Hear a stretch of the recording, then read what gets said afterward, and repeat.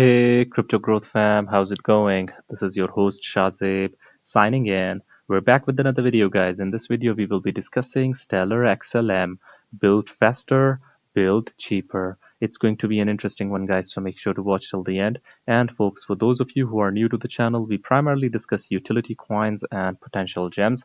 If you're interested in any of that stuff, then subscribe the channel and hit the notification icon for regular videos. And you can also support the channel by becoming a Patreon.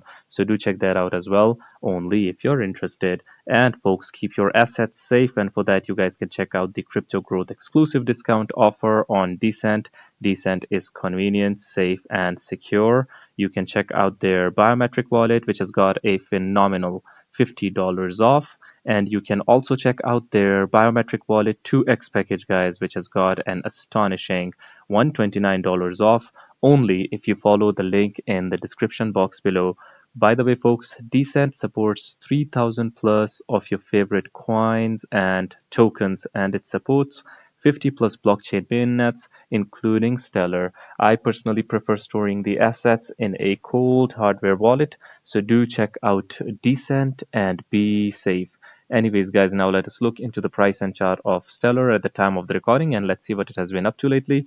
So, guys, this is Stellar. We are still basically testing the support levels. You can see the 9 cent level. Yeah, we're here, almost 9.5 cent. A crucial level, guys. The 8 cent mark, 8.5 cent, 9 cent, 9.5 cent. We've got a lot of support levels in this territory, guys. If the price remains above this, then we're good.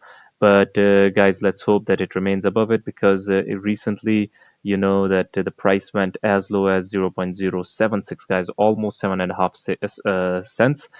And it went back up, rebounded, and we broke through crucial resistance levels, especially the 9 cent mark. Let's hope that the price remains above it, and then it slowly and gradually will kill this zero and go up. So let's see how it goes. Stellar has all the potential to do it, guys. Let's look at this post over here.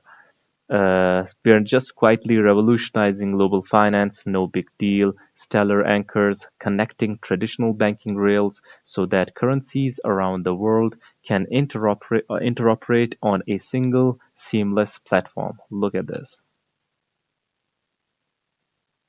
Stellar is all across the globe, guys. United States, every continent, Canada. Then we've got Brazil, Argentina, Chile, Libya, Algeria, this Africa, Saudi Arabia, Middle East, Nigeria, Kazakhstan, Central Asia, Russia, Mongolia, China, France, this Europe, United Kingdoms, Ireland, Laos, Southeast Asia. So basically, Stellar is everywhere. It is global. Let me share with you this post over here, guys, from Stellar official X handle, Stellar 14th August. Building better means building safer. No corners cut, no performance lost. Smart contracts are better on Stellar. Let's see what Mr. CTO Nicholas Berry of Stellar Development Foundation has to say. Build on the shoulder of giants in the industry, like not just Web3, but Web2 is one of the big things. Designing the system to be performant, thinking about the future, you give a lot more power, a lot more expressibility. How is that going to be safe, right, for developers and ultimately for the end users?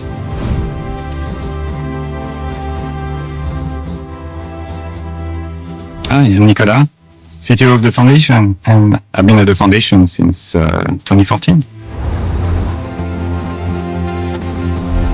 What we found actually early on was that it's actually very hard to write correct code as a developer. In the classic protocol that we had already, we were already seeing that people were making sometimes mistakes.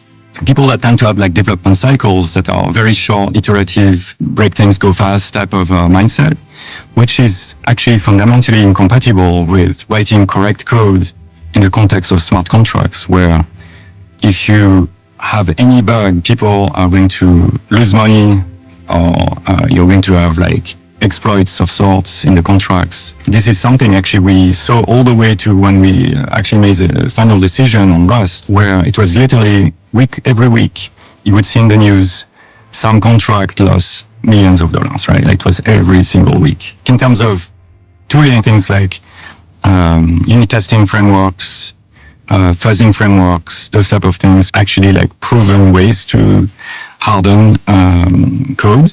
For the language, I think what we saw is that there was actually some momentum built behind Rust, which was a bit surprising at first, but when you actually think about the type of properties you're looking for, the static typing, the mindset of developers that you're inviting from the get-go, which is more of a backend systems type of mindset.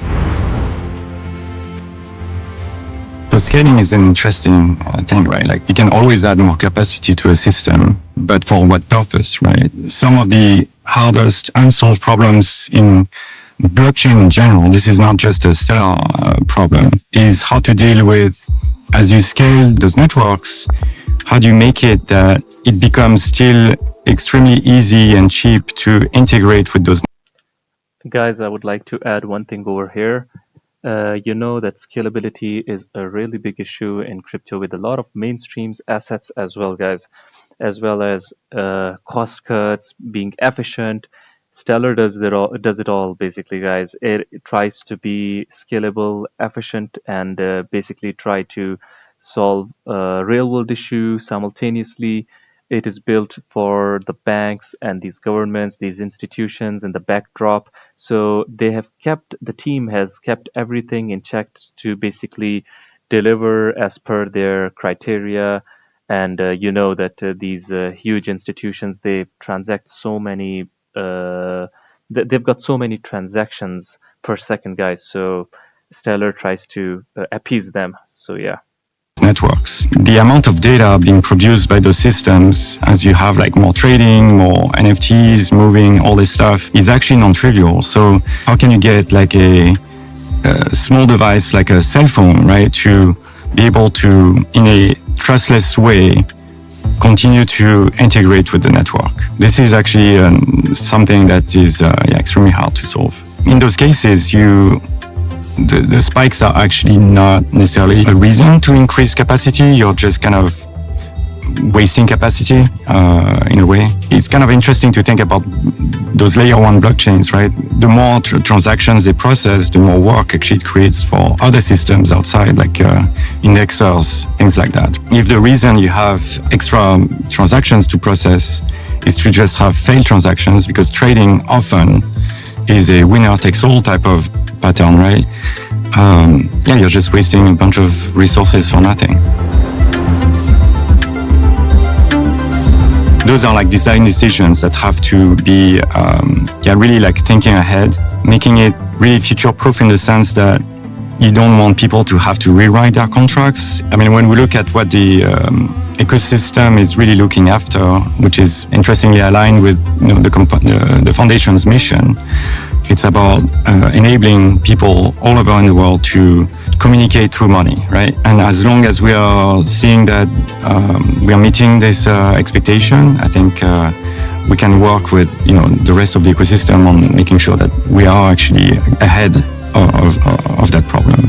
And this is not the work of a single individual, it's actually a community effort.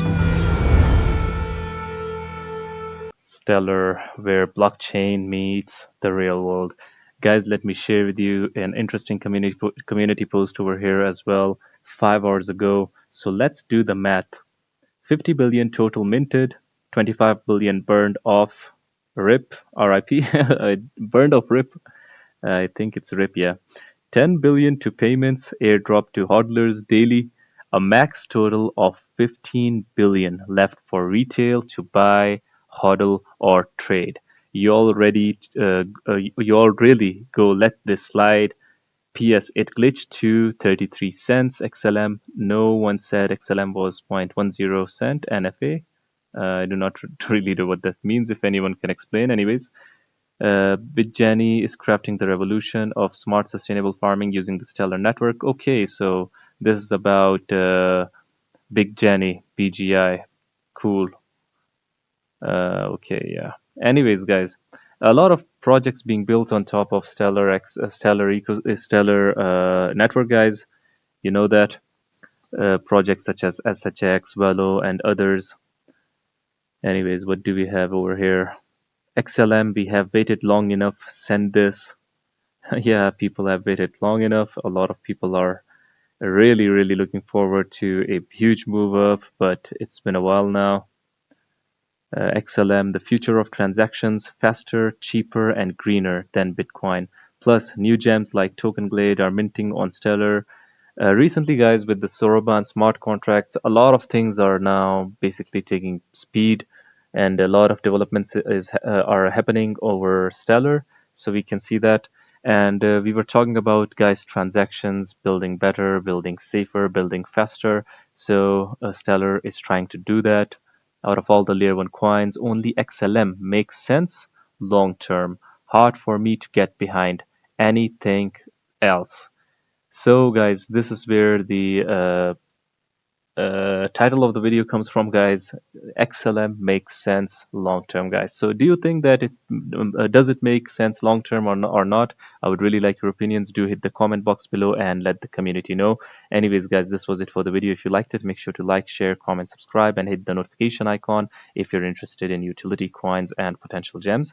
And you can also support the channel by becoming a Patreon, so do check that out. Like I always say in the end, until next time, stay blessed and stay tuned. Thank you very much, everyone.